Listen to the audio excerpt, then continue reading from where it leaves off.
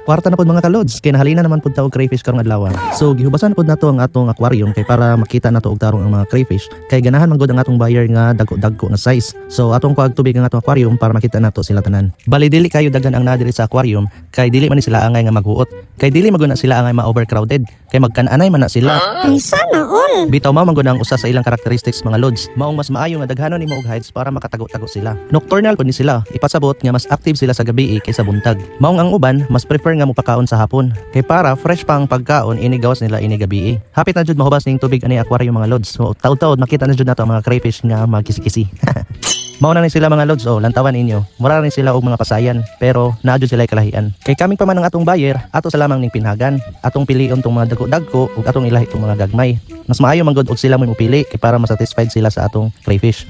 Lantawan ninyo guys, mao na ni ang mga crayfish. Naay gagbay, naay dagko, napoy sakto-sakto ra. Do lahi-lahi sila og sizes pero usa ka batch ni sila. Mura ra gud og prutas, usa ka bulig naay dunot.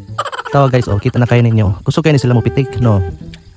Kung kusog na sila mo pitik, masamot kusog na sila mamaak. Maong amping duda sa pagdakop nila. So mao na sila mga lods. Kusog na kay sila mo kalatay. Maong mas maayo nga inyong tabunan ang inyong bulutangan. So mao na niyang akong mga napilian. Mao na yang ato ipakita sa atong buyer para iyang mapilian. Syempre atong parapinan aron pud ta balik-balikan.